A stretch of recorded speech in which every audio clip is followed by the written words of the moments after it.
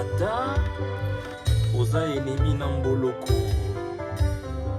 okoki kowangana te kinyama wana azali mbangu ankolo bomba bomba ye mabe na bomba na tina kokonisi elobi ngai yeyo na nzoto nakomi kokondo kondo omotema ezangi. Sheraton poète français naza na mutu na kutuna yo mutu nango eza vraiment uniquement pour na politicien na biso na mboka na biso RDC omeka opesa biso na ba biographie na bango vie tenue ya bango nde basala musala surtout mingi eza na bato bana ba politicien oyo baza na kati na ba occupation na biso toza bana mboka.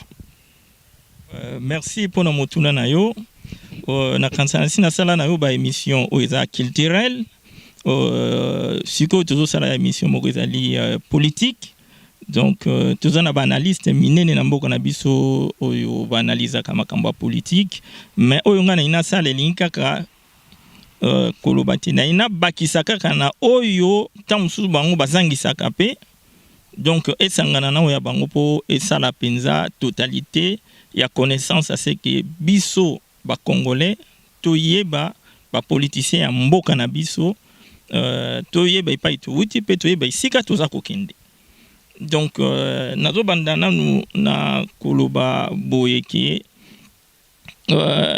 ba politicien ya mboka na biso toza na ba politicien oyo baza ba politicien na ba oyo pe baza ba politicien te mais na ndenge oyo ya ordre politique oyo eza ya kala na ordre politique oyo eza ya sikoyo ezali biloko mibale ekeseni toza na ordre politique oyo eza ya kala oyo ezalaki imposé par bamindele ezalaki ya kotiela biso bakonzi ya mboka oyo bazali ya biso te oyo bazali pe posa ya peuple te po bango ba continuer colonisation ya mibale yango wana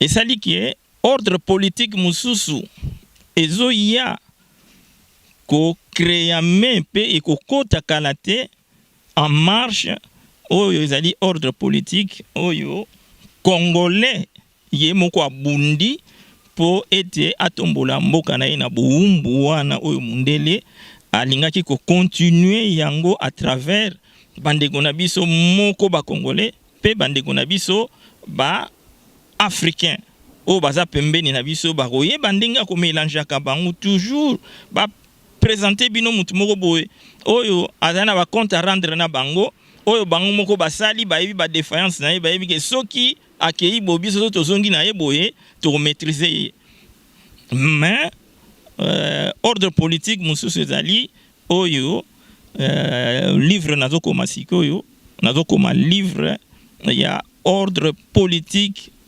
nouvel ordre politique de Etienne Tshisekedi et l'UDPS au Congo Kinshasa.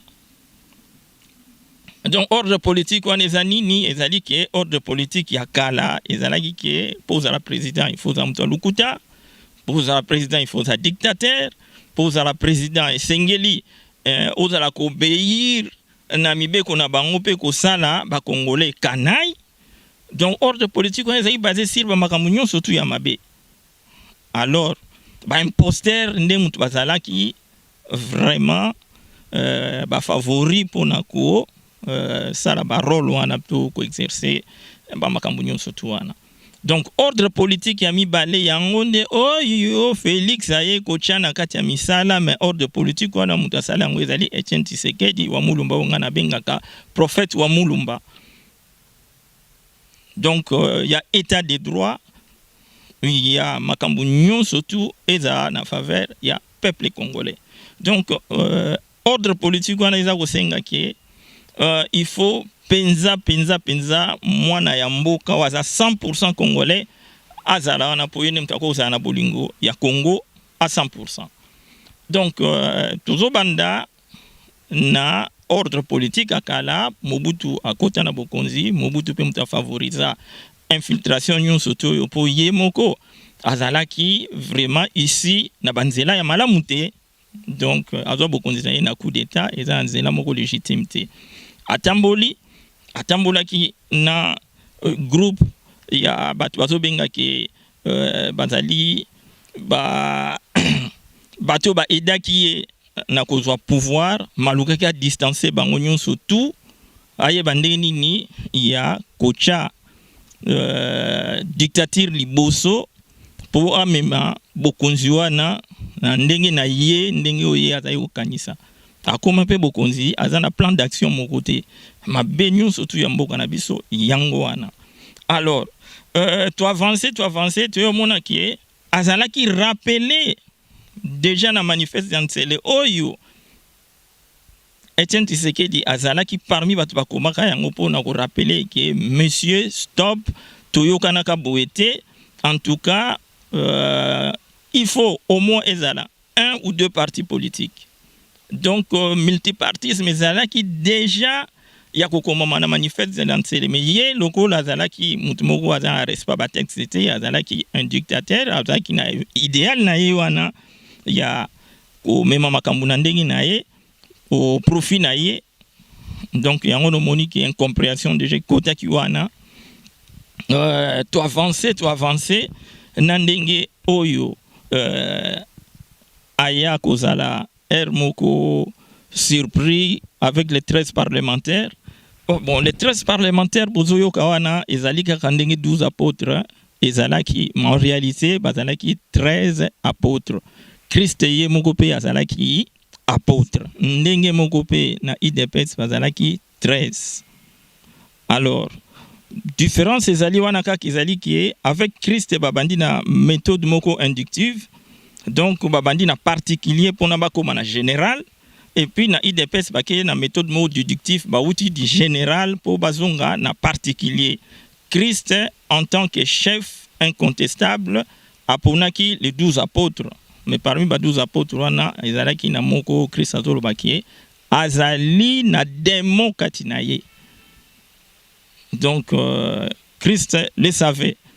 Mais si toke na le 13 parlementaires bango bauti na 13 lokola baza ba humain bango nyonso surtout bato baza bato masumu moyen moko na bango pona baninga na bango ezate me bako pona mande sikoyo na peuple oyo tozolobaki la voix du peuple c'est la voix de Dieu, ou baction ya malamu yango moko tamso désignaka mutu ya malamu. Donc ndenge batambola ki banda 1982 au IDPS salamaki to yaki komona ki mukonzi na kati na bango ezalaki Etienne Tshisekedi wa Mulumba. Donc na za artiste na sana nzembo moko na sala kana ba ke to kangola maki ndenge moko pe ya Israël. Ndenge pe ya Israël e kangola maki na moto moko kakobele Moïse. 13 parlementaires basuka na moto moko to bâtisier super héros national. Donc ezandengwana 13 parlementaires basuka na moto moko to bâtisier super héros national Tshisekedi wa Mulumba. Josué Kumba biso na terre promise, Josué nde Félix Tshisekedi Tshilombo Beton. Donc ezali biloko moko eza révélé eza pe na kati ya ba melopé. Donc ba combattre Mobutu azalaki kaka te mabe totalement po azalaki mwana moko pe akoli na kati ya Congo, malgré que yoka ba bruit ya nationalité na yepe ezalaki douteuse, mais azalaki na bolingo ya Congo po akola na Congo. Donc azalaki na bolingo oyo asangisaki Congo ezalaki liboke moko, mama moko, tata moko, papa moko, et puis azana ba réalisation quand même oyo ya sala soki toki tokomona ki akutaki stade Tata Raphaël, Mobutu atonga stade oyo eza ya munene koleka ya Tata Raphaël, stade à martyr boyebi yango. Donc la voix d'Isaïe wana Mobutu mutatonga yango. Donc barrage à Inga Mobutu atonga yango. Oyo le plus grand barrage ya mokili mobimbo bino boyebi. Donc azalina ba biloko ya sala o ezolakisa penza ki malgré moi ba kokoso pe ba makambo ya laki mais azali quand même pe na bolingo Congo. Donc akokai osala o ya sali mais aussi longtemps kaka ki azalaki na nzela moko mabe ya dictature ya ko conserver pouvoir ezala ye moko nde ezalaki malamu te yango wana Tshisekedi atelemenaki ase ki multipartisme ekota ezala ata mibale. Donc bomonaki ke bitumba wana pe ezalaki na réussite nango Mobutu ayaki ko proclamer multipartisme mais azalaki na laisser aller wana oyo zomona batneti ntambo mwamba aza congolais aza burundais makambo wana bino ba analyse il faut préciser ka yango batu bayeba Kengo Wadondo azali rwandais. Donc émission biso salo eza ko cha ba point sur les i ezate ki bat ba kenda susu bo ttt so bo moni stratégie ya laki ke na période ya Kabila papa aye Kengo Wadondo kimi ba beti ye kutu na poto linu moko bukani metango Kabila zui bokonzi les fils akimi mbango akei ye kutu mokonzi assemblée nationale. Il faut bo mituna stratégie place wani aliso président Koufinde muto a ko remplacer azali mukonzi ya Sénat. Mais mukonzi ya Sénat wana nani akoko za la congolais te obligé face à l'étranger Kengo Wadondo az étranger. So bo sabe mission bo lekisaka ba tenter ya kolobaka bo az étranger. Toye siko pe susu na tango oyo Kabila a vraiment en difficulté nana za mukonzi ya Sénat, c'est un Burundais. Tambo Mwamba c'est un Burundais. Donc soki to tamboli na bino to romona ki Mobutu a favoriser ki pon tambo Mwamba na banda ko sa musala banda na tango Mobutu ti lelo baza bato Kengo Wadondo mutu amema ba una circuit ya bato belé neti bangwanda wana nationalité na bangiza dusa a cause la mutu moko awuti na Centrafrique to awuti na mutu moko awuti na Uganda. Donc babiloko nyonso tu wana mais bato wana bazani ni ko bundisa ba congolais. Donc bakei na ba idée na bango wana yango wana sikoyo na question oyo journaliste na kombo Jopa tuningai donc nazali ko kabola ba politicien na biso na ba soi-disant politicien na biso na ba groupe misatu tozali na ba étranger ou ba totalement ba les étrangers ba misusu bazali 50% mais bazalaki do vraiment tourner moko na ba impérialiste pour na ba faciliter bango pouvoir tozana ba mouchard ezali ba oyo ba congolais mais baboyi ko bundela mboka balingi faciliter ba keiko servir moko ba impérialiste pe ko servir ba étranger wana. Et puis tozali na ba politiciens bazali congolais pe bazo bundela Congo. Donc en définitive na Congo ba parti politique ezali kaka parti oyo et bundisaki un père à ce qui est multipartisme ezala yango ndem ezali parti politique IDPS oyo nyonso etikali bazali ba association moko oyo ezali na ba bit na yango soit ya konyokola ba congolais soit ya koboma ba congolais soit ya ko infiltrer ba congolais tout yango wana. En définitive toke siko na ba soi-disant ba mo ba politicien toko mana nuno to bandana na mbemba po makambo penze bandi tangu oyo musée akoti musée na obetela bino masolo pe ya musée. Mais en définitive na zolo baka ke musée aza héros soko koti même na dictionnaire otala héros la kisingi la kisi mutu moko asali acte mo bravoure asana acte moko ya bravoure ya ke aye moko na batu bataki une intention mabe mais ye a changé boula c'est que abundela mboka akufi pe na kati ya bitumba wana. Mais bitumba na ezalaki toujours risquant na ko expliquer yango pona nini nazolo bakaza héros mais aluka ye makambu ye moko so le biloko mbwa il faut luka ozala mbangu yango wana donc akokaka mbangu wana te mbwa récupéraki. Donc masolo wana ngai na ba journaliste na to betango sikoyo mbala mususu mais siko toke nanu ke musée abebani moko na ba Rwandais moko bazongi nde place oyo makambo ebandi yango wana.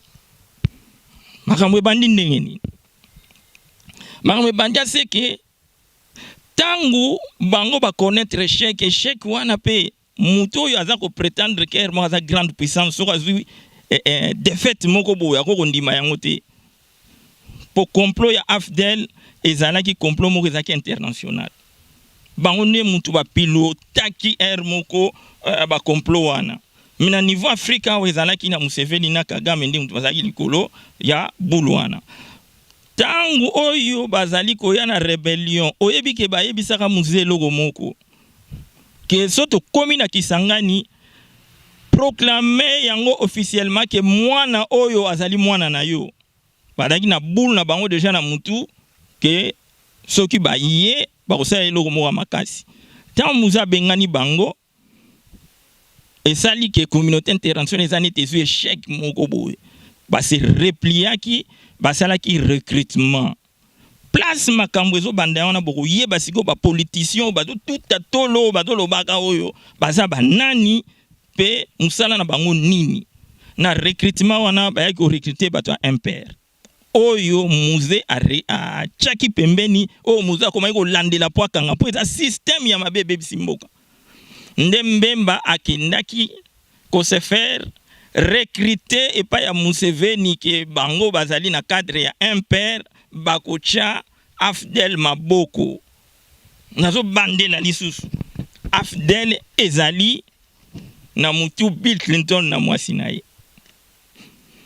Tony Blair aza kuna na cadre ya batoyo ya Angleterre Sarkozy ayela kabino na kisasa wana tina parlement pona olobaki bomengo ya Congo aza na droit ya kokabula ngona ba pays voisins Sarkozy azaki na kati ya AFDEL Louis Michel yende kutu promoteur ya ba makambu nyonso tu wana ba jeune nyonso tu omoni eleka na mboka na biso donc tozwi Museveni na Kagame bango nde ntu bazali na ba pion na bango siko ba eko recruter Mbemba yoka sikoyo motivation ya recrutement na ye ayebisaki Museveni clair ke ye azali na carrière wana ya ordre politique ya kala wana ya kubangisa kozala moko autoritaire ba recruter ye akosukisa IDPS mutu azali kocha nini idéal na bango wana panzi likolo yango na omoni AFDEL ekabwanaka Museveni azumbemba na kote ya nord kuna akangi na Kisangani Kagame azui RDC Goma batu nyonso tu o bazala RDC Goma ce sont des traîtres bazali appelés ya ko vivre justice ya mboka na biso ndenge justice okende bo ce sont des traîtres ba wamba de wamba ba batu nyonso tu boyoka kwana bazala na RDC bango et puis okomona ke liboso bachakaka toujours ba Rwandais na simande bango donc tozui MLC RDC Goma bakaboni na nyoka ya mitu ebele alors na Kisasa Kabila atikali pembeni ya musée basali nyonso tu o esali ke ba occuper ba région nyonso tu wana ndenge ba occupaki yango boyebi tangu ye abomi musée nde abengi batu nyonso tu wana pona nini baya ko légitimer pouvoir na ye ba ko légitimer pouvoir na ye wana siko ndenge nini ezali na mutu azali 50% congolais 50% portugais ezambemba MLC za parti politique te liboso pe tozo kenda il faut moko eloko wana esi la coexister pour eza parti politique te yango moni babenda kimbe yo moni mutu azui pouvoir ake no zo mutu mo bwaza na armée amema na armée na nyonso na Kisasa po bazali batu moko mission mpe mezaki ayaki na ngweza ipona o légitimer Kabila aussi longtemps ba monaki ke papa Etienne a monaki déjà que moyen lisusu te mais loko azali juriste loko azali mutamibeko akomaika kotinga makie président il faut azala élu na suffrage universel donc il faut que nekana maponami tango bamoni sukuma wana eloki baluki ndenge ya kobare nde omoni baza besoin pene ya mbemba po mbemba ya kocha peuple congolais kal pe aicha UDPS kal yango pe ezalaki motif ya recrutement na ye epai ya Museveni ke ngai je mettrai UDPS à genoux. Yango na tango bazoloba na bino na Bible ke senga bakopesa yo ezaka ya solo. Toke on vous ouvrira. Mais il faut yeba ke ozo senga nini. Patu mususu basengaka après sima bayi ko bosa na makambo basengaki. Et puis basi bazwaki déjà biloko bango basengaki. Mbemba sengaki acha UDPS kal. Azwaki yango to azwaki te azwaki asengaki ke ngana ko mate peuple oyo. Amata peuple wana lobaki oyo akobima na nzela akuta na bashar na ngai. Asala manœuvre nyonso UDPS et participer na élection ya 2006 boyebi yango azwa biloko na nyonso ti wana mais na kati ya kidiabulu to na kati ya makambo etali satana ezali royaume moko ezali divisé. Royaume wana ezali divisé za ndenge nini ezali ke Yezu aloba yango que royaume nyonso eza divisé za après ya ko disparaître. Soki bosangani ndenge basangana kawana eza na ba intérêt ya mutu na mutu malgré que toza biso nyonso tu bato afdel. Intérêt ya ba étranger total lokola Kabila ba Museveni na banini ezalaki ba aider bango à ce qui est ba légitimer Kabila. Pona ko légitimer Kabila il fallait ko utiliser Mbemba. Ndenge pe ba Mbemba ba ko utiliser Fayulu aussi longtemps que Mbemba azalaki déclassé pe Moïse Katumbi oyo azalaki soutien principal ya AFDEL cette fois-ci na élection ndenge za okendo yo mutu aki mutu a train ya AFDEL ezalaki Katumbi. Tango Kabila timbeli yango nde omonaki ke asali ke Katumbi azala menacé pe atindika ye musika na ye pe ayeba kocha ba barrière ndenge nyonso tu po azali na posa ya a continuer makambo po tango aza na pouvoir aza assuré na protection na ye. Soki mutu mususu akoti ezala même kaka mutu afdel eza danger po na ye po révolution to politique eliaka kaka bana na bango moko bato dictature ba fonctionnaka ndenge wana yango no mona ka ba dictateur balingaka kotikala seko na pouvoir bo koko chape mutu na kati pe kaka ya idéologie na yo wana na kati ya groupe na bino na afdel à l'équipe yo. Donc politique eza ndenge wana yango moni mutu azalaki mutu ya train afdel ezalaki Katumbi. Tango yo Mbemba repéré nani Kabila repéré yango nde omona ki ba changer stratégie il fallait ba beta shita sima ba bimisa Mbemba. Marge ba mundu makangisa ki ba bimisi omoni nde bazo sakana na ye. Donc Mbemba aye pour à légitimer Hermoko Kabila asali pe yango a réussir mission mais ba balula kila ke directement pona nini nazo pesa toujours biyano. Mbemba akomaki na appui moko populaire ya makasi et puis pe na appellation moko boneti ye aza mwana mboka or aza pe totalement mwana mboka te aza 50%. Papa na aza portugais photo kinda na makambo nyonso tu pona mona ki ya même des juristes o baza na kati ya MLC mais bazali ko croire que Mbemba ko poser candidature na mboka aneti Congo jamais. Papa na ya sa portugais amana ya ko sa mutu Équateur ne balobaka bongo. Donc nakata mibe kwa solo penza. Ezoki état de droit evandi penza. Do babiloko nyonso wana soki ba parti politique wana ekoti penza na ministère intérieur pour contrôler ngo. Ba leader nango. Ngana zokende gauche droite te. Tambo mwambazali.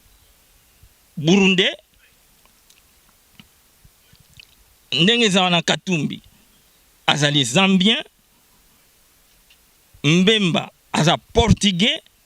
Donc, au moment que ce qui IDPS a joué pouvoir, il n'y a pas de parti politique et puis parti politique mokote na idéal qui est biso tozoya ko combattre pouvoir en place pour biso zo pouvoir ezakite na yebisi bino recrutement ya Mbemba il faut kana cha IDPS kal toke on vous ouvrira au toke na porte nini ake ko toke na porte moko ya ba malfaiteur na ake ko toke na porte moko ya bato ya mabebe impérialiste ke ba pese pouvoir po kaka ye a servir ba intérêt na bango konyokola ba congolais. Donc omoni bino mutu bozo salaka ba analyse mais bozo tika makambo eza très important. Il faut ko ye ba débit ya mutu na ne sika komi. Et puis pe ndenge mbemba zui sor na ye oyoyo et pa ya FCC nde ba nyokoli na Kabila ndenge nyonso etali Félix na nini alingaki abomisa Félix batu ba yebi yango soki nzambe te melelo pe Félix azalaka te. Alors makambo nyonso wana ifoto chaka na mutu bato oyo bazali bino pe ba analyste bovandi pe na ba etando ike na bino o te bakoko sangana kaka IDPS akoko sangana la muka te la muka isa membre ya AFDEL. Botika pepa masolo na bino wana ki IDPS sangana na la muka. Tuzana posa na bango te. Makambo ezalaki déjà tranché na Genève. Nzamba sala ki yungulu na ye oyo azali po na peuple akendeki na ngambo na ye oyo pe bazalaki po na kosala peuple ba kanai po na ko tala ba intérêt ya ba individu po bitumba na bango ekomaki ndenge nini bakoko tia un marionnette oyo akoko zongisa mbemba dans les affaires facilement. IDPS ko sangana ka jamais lisusu na batu po bokolo banangane mais pourquoi sangana na INC mais INC ezalaki piège moko politique oyo basalaki kaka na batu wana ya AFDEL po bango bazaka banyoka mitu ebele tant ba moni Félix abeti shit et que bazer moko longo lié na difficulté wana et siko na nzela siko ya victoire babino mutu photo landaye ba olanda kaka na nani na banyoka mususu ya ono mona ibatindaki kamere mais Félix politicien pe stratège lokola zalaki ayambaki ye na koyamba ti population yebaki ke kombeza déclaré Félix ayebaki yango au carré au kib même que kombeza déclaré na kati ya komba ba dege ala kayango moni bato bakufi na présidence bibembe nyonso bino omoni wana c'est camere mais bitumba on Félix a gagné encore ndenge pe auta o gagner bitumba ya Moïse Katumbi tango ayaki na rassemblement ayaki na bula boma IDPS pe ba boma Tshisekedi ba réussir mission boma Tshisekedi liwa Tshisekedi ezali na mutu ya famille ya Katumbi wana pe susu baza na quelque chose na kati yena ndekone Katebe Katoto pendant Katebe Katoto akoma ko kota na hôpital wana sans permission ou bien donc ndenga kota ka wana kaka na hôpital et puis abima wa mulumba kufa donc et tikana moko pe mystère moko wana et puis après ko zonga na Kisasa ba yamba ye na Kabila après wana sort na ele loto yoka pe su Katebe Katoto te yo soko simbi wa ya Nzambe réplique na yo ezali kalate donc ngana zali okapona ko fongola bino ke biloko nyonso wana eza ba parti politique te bobenga kango pe ba parti politique te donc soki mbemba azui eyano na makambo ya luki oyo etali IDPS ata mukete ezala na pene ezala pe na musika ti mwasi mbemba même ki azadi Kasai aokeno komona même na mama Marthe ngai nazomona kaki achena ya manyoko potopoto donc wana kutu donc achene ka ya manyoko potopoto po azane résultat te po esprit ya wa mulumba ndenga fanda na mama Marthe azali initié aoye bisaye kaki yangai na kati wana nazomona yango te tika justice asala musala na ye donc tokomi na makambu ya Romain 6 il y a Galate 6 écoute donc na Galate 6 bazolo bana biso qui à chacun sa peine donc mutu na mutu makambu na ye donc mama Marthe likambo ko sala te makambu na pe tali nango pe IDPS te tali nango pe Félix te po Félix pe akalkila ne pe mbemba te mbemba ndem ta ya ko bundisa IDPS makutana moko na ba retour na ye wana pe uti na IDPS te me uti pa ya groupe na banka AFDEL Kabila ndem ta chaye bakal nyonso tu wana akotisa ye boloko oyo ekangi banzela na ye nyonso tu na politique. Donc bato IDPS baza na ntango te bazongisa na nzela. Donc côté wana toza clair Mbemba aza mutu AFDEL MLC wana ezali parti politique te mais ezali groupe moko rebelle et continuera toujours ya ko agir pour na ko mettre peuple congolais en difficulté. Ngana kamwa kutu Mbemba na CPI Etienne se dérange pour na ye mofo mona kaka retour makambo za malamu te.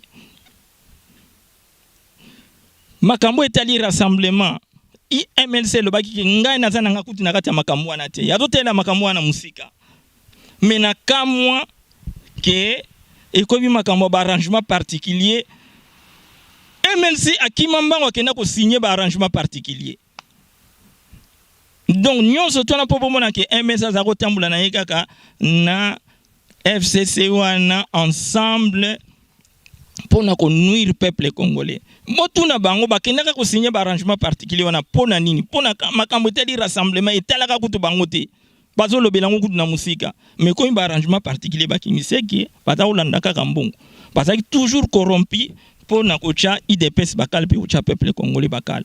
Donc côté wana asa clair pour na makambo Mbemba tokei na batu mususu oyo bazaneti alamuka aneti Moïse Katumbi aza kutu na parti politique te. Et puis pe liboso dozo kendoyo en tout cas nazomona te ndenge bazolo bakeo be élection ya 2023 bakozala te paza congolais te. Et donc ko calculer ye kutu te ngana kamwa ba juriste mususu baza sema ya Mutnet Katumbi wana ba miso ba mibenga ba journaliste d'investigation mais baza sema ya Katumbi. Est-ce que ça la investigation ya nationalité ya Katumbi ya mama ya Katumbi azala investigation na enrichissement ya Katumbi. Donc babiloko nyonso tu wana toza susu na temps wana te babundisi IDPS ya mingi mais IDPS aza kotala liboso aza kotala objectif na ya zotala idéal na ye. Idéal ya IDPS ezali le peuple d'abord. Idéal ya IDPS ezali kocha état de droit c'est que ça la musana nango. Banda c'est que moi je sache ezali que Katumbi azaki recruté na yaya na ye Katebe Katoto tango yo bayaki kosala remaniement wana ya AFDEL wana pona ko combattre musée. Alors baza batu moko bakotikala kapeka batu moko a tenté qu'on infiltrer Hermogo IDPS à travers rassemblement mais azwaki biloko na ye pour ameka ko benga CG Kabuya bo pona ko corrompre akutana na makambu na ye. Donc baza batu moko oyo bazala Hermogo ba ennemi moko ba ko combattre IDPS na kati mais bazui Hermogo lifuti na bango. Toke pona Fayulu aza mutu oyo nazolo bakaka ke senga bakopesa yo soko toke porte ba ofongolela yo mais osengi nini et puis pe obeti na porte nini po ba fongolela yo ye ake ko senga ke ye akozalaka pembe na Etienne Tshisekedi pona ko trahir IDPS porte nini yake betake ko beta na ba porte ya trahison ya bato bazali ko boma Hermoko pona mbongo a trahisa pe Hermoko papa Etienne ba vérité nous surtout wane bima.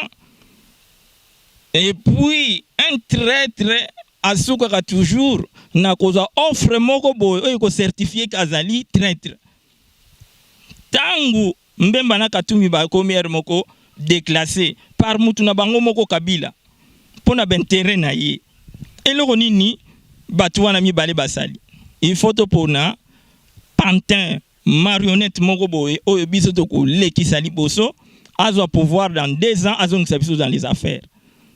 Donc ba signe yango wana ezola kisake Fayulu n'était qu'un traître. Fayulu atoka ki na porte ya batu oyo bazali déterminé ya konyoko la peuple congolais.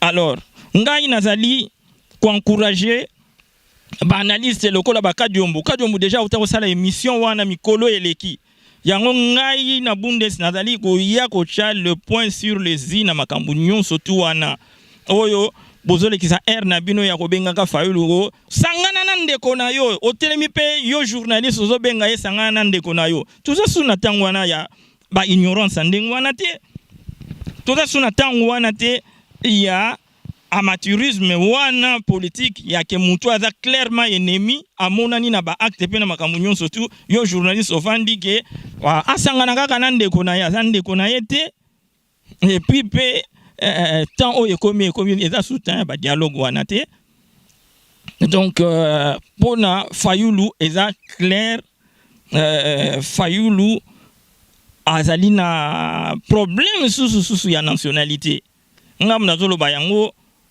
teme nazobakisa kaka na ba analyse pe na makambo eza concret welobi minga na landa ngamoko Fayulu azoloba ke ya azali mwana kin abotama na njili mais école primaire na ye asala ona matete je vois mal soka za oke na bis to za oke na voiture na doyeba te yo mwana njili mwana muke na école primaire à 6 ans ozoki no tanga musika kuna na matete wana la yebite mais aloba eloko muso etusha su ngai elakisanga ke muto yo azali en perte de vitesse ke ye azali mwana penda ya kin abeta kutuna nzango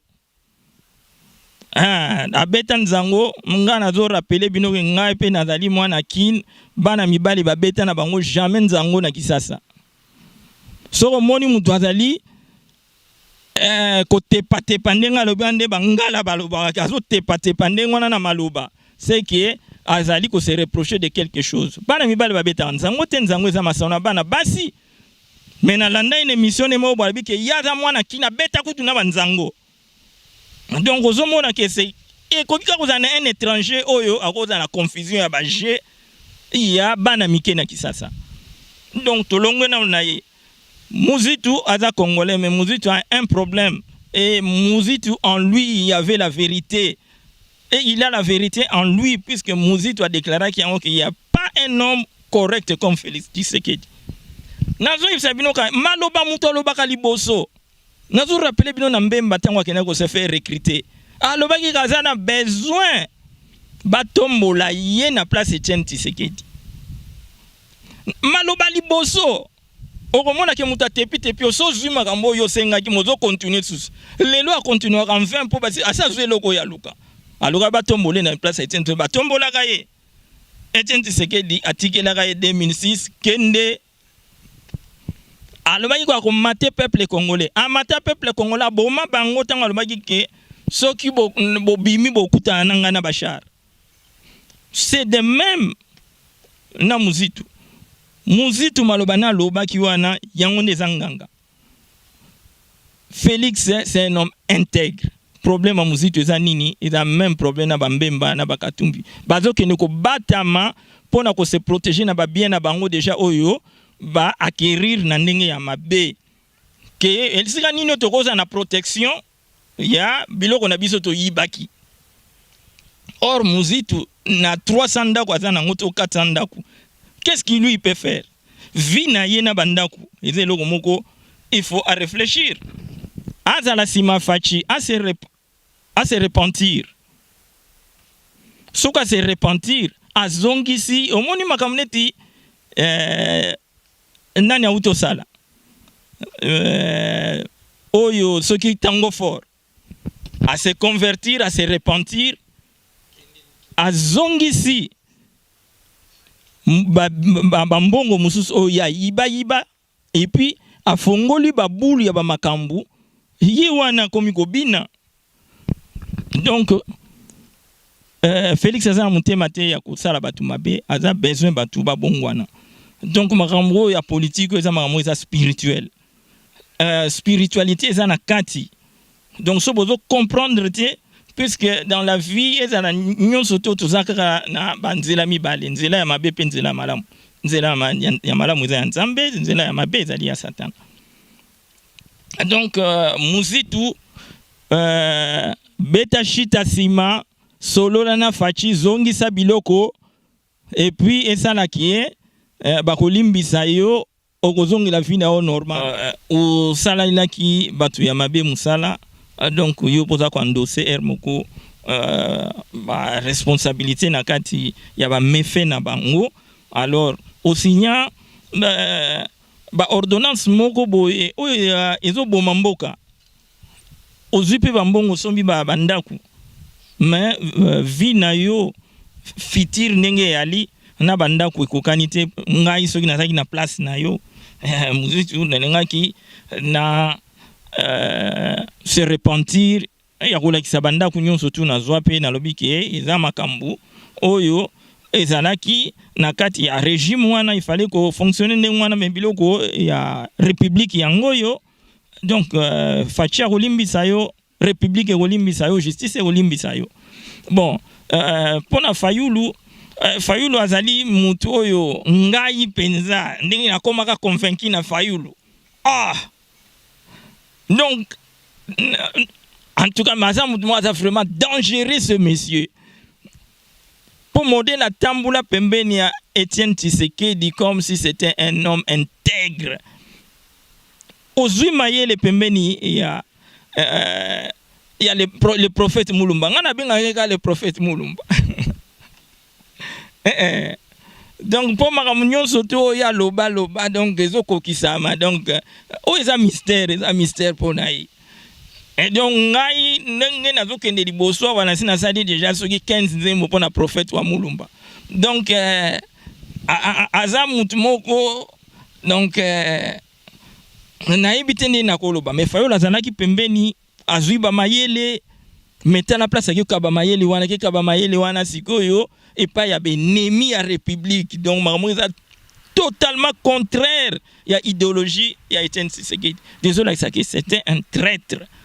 C'était un Judas auprès de Christ. Donc, à sali rôle na ye wana sikoyo donc sentence na ye ezali penza clair. Que Fayulu azo mérité sort ya Judas. Et puis sort wane go ya de yango moko ezati ke bato de pesto justice congolaise eko s'en charger pour nako. Donc ezala loboko nzambe ko frapper ye na ndinga zo kendeka kaboye. De contradiction en contradiction, tina en fer. Alors, je vais vous expliquer si le leader nyonso to bazalaki na Genève, donc etikali sikoyo Kamere batu mingi makambo eza pe na sawa ya Kamere marqué aza déjà condamné ezalaki moko suite ya bitumba na ye oyo ye a déclaraki mutu nyonso tu politicien nyonso tu ou aventurier nyonso tu au soi-disant bandit nyonso tu politique oyo alukaka guerre na IDPS esukelaka ye toujours mabe. Na uto expliquer bino mbemba luka guerre na IDPS aganya bataille maganya guerre te guerre yango moine nini aza moko na kati ya difficulté ye moko akomoko kende suru ko bondela IDPS. Pour mutu bandaki makambu ya cursus tant baza na Afrique du Sud makambu nyonso yebanaki ke bakopona moko leader oyo azali na base oyo pa azali na lingomba ya munene mbemba achaki dia musapi na mutu alibike ngana opona mutu ana cursus. Alors cursus donc pense ki biso déjà idée ya Genève ki ngana opona Martin Fayulu donc bazalaki ona ke ba pona moko mutu moko azana poids léger pour moko azongi sabango na kati ya COP wana zo bandela ngo toujours pour na kolakisa bino ndenge ezali. Donc VK alandaki Félix Nantina batindaki ye à combattre sous Félix. Donc yango na megere zaki déjà déclaré Félix ayebaki yango na auto donc ayebaki yango kare guteme okib. Donc mutu nyonso a combattre avec IDPS suka na ye eyebanaka déjà tant yo zo combattre vérité va combattre yango te aussi longtemps que yo tu provins du mensonge. Donc Vital Kamerhe a un problème toujours ya débit bango nyonso ba na problème à débit et loko bango ba sengaka ndem mutu boma bango ba porto bango ba tokaka ba fongolela bango mais baza comme si baza na kobosana. Vital Kamerhe, c'est pas un Congolais. Premier problème, où il dérangera même conscience na ye yango wana. aza burundais tango bandi oza dans les faux okoki kutu kobeta masolo ya démocratie te. Et donc il faut mona ke batu moko boye oyo ngana olobanga ke bazana bango donc donc satana bukaka mibeko ya nzambe pour profiter na misala ya mabe. Yo soko ndimi osalela satana donc oyo yazana yango. Satana zaka na liwa opeso kaka liwa. Tango yo landi nzambe oyo apesa bomoi oyo asala ke biloko nyonso vivre balobi na Bible ke asali biloko nyonso te na maboko na ye tala beauté biloko yango eza nango. Donc il a la vie oyo asala ke insecte batu nyonso to bako ko respirer bako vivre eza nzambe. Il donne que la vie. On donne que ce qu'on a. Ce qu'on saleli Satana, il va te donner que le mensonge et la mort. Kamere, il ment comme il respire. Kamere, azamaye le te nenga tout à katolo wana azamaye le te. Donc makamba kamere za makambo moko ezali d'info mona mutu moko bo démagogue moko impossible kamere aleka na émission moko devant journaliste c'est pour na kolobaki na tikali kaka na ndaku moko soko la kisinga bando oyo ngai na lobaki nazwaka diplôme na ngai na kombo ya Vital Kamere aussi longtemps que na période ya Mobutu ba kombo wana ya ba prénom wana ezala isuko existait journaliste wa ese ngana zana band abisoki ochelinga olukelinga band wana na moni yango na tikala kaka na ndaku na ngai moko na kopesa yo ndaku wana journaliste wana cha band wana ezana na YouTube batu nyonso bazomona yango caméra registrée donc c'est un menteur. Et puis tant caméra kosa katala yega miss no mona kazo kosa. Un intellectuel n'a jamais été menteur. Puisque le premier intelligent na mokili oyo ya se oyo azali na sagesse eza nzambe. Mais bino moko na banda ku place ovandi boye baki zoba liboso eza nani ngana olobate bino moko place ovandi boye baki zoba liboso na mokili eza nani. Celui qui ment n'est pas intelligent. Il n'y a pas un intellectuel dans le mensonge. Existe à côté, Kamere, c'est un menteur, c'est un voleur. Il n'y a pas un voleur intelligent. Quand il vole, conscience no mo ezo condamné au sali mabe. Bakangayo te yo mo so mikangi pour conscience no yibi ko yibi. Donc Kamere et lo que baby c'est débit, Mbembe lo que baby c'est débit. Donc Moïse Katumbi débit, bazaba congolais te bokoti na makambo boye. Oyo ya ba congolais. Et donc, analyste en tout cas, tout ça clair, na makambo na boza clair, na batua na beaucoup de sabon na masolo te bo sang sabon na idps ako sanga na batua na te po baza batua mabe ekotaka na malamu po ekangola malamu. Mais nazo esamino ke na monde ya satana. Tala ndenge baza wana baza liboke moko me baza divisé. Mais na yebi ke bazo bunda pona ko se protéger bango na bango. Donc pona ko sukisa nazo pesa bino bambote mingi nazo encourager surtout ba analyste oyo bazali dans le bon sens ya kozala vraiment catégorique nazali ko sepela na génération ya sika oyo ya ba parlementaire debout bazaba na mike ba misusu tamsu ba viva pende chenti sekedité mais bazali na kati ya idéal wana bazo comprendre que batuneti ba mbemba wana batuneti batu alamuka kaka en général baza batu oyo bakosanga na IDPS te toza pena posana bango te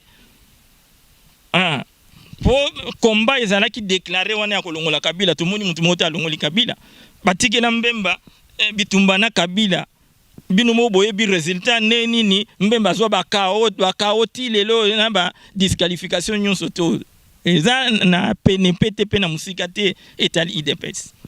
Donc ngai nazali ko la cabine susuke ba journaliste on azana bango na kata bundes ba oya ko mona ngasu mikole ko ya poto e bandeni susu ya obeta na bino masolo oyo ekozala sur politique en général ya Congo ningizo kende bon tam susu na rubrique eko bazala wana ki soki ngape na saki président pour mutu nyonso so ça analyse il faut apesa rappel idée na ye pour bandaka ko lobby critiquer metam susu idée moko bongote ozana ngo eza nécessaire pour na refaire avancer makambo donc rubrique wana il faut ezalaka soki yo moko za président bochangu na ba émission na bino nga na zo senga bino Kadiombo, batnet ba Passer Gili, batnet ba Bosembe, batnet ba Kalonji, na state,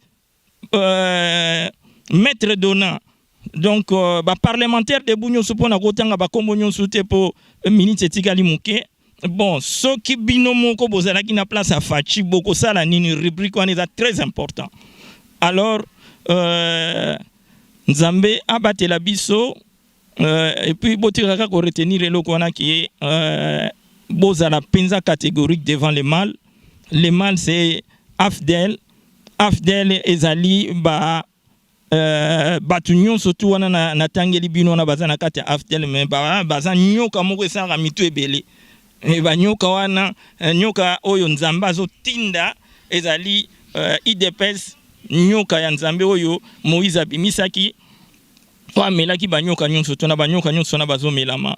En tout cas natondi bino botondi na nguya ya Christ bao bakolanda émission oyo toza besoin ya ba commentaire na bino pour toyeba ndenge nini ya ko pesa bino susu ba information mususu oyo ezali penza ya kobomba mawo batu mingi bazali penda ko bete a CTT biso to bete nango CTT pour comprendre. Alors tout ce qui va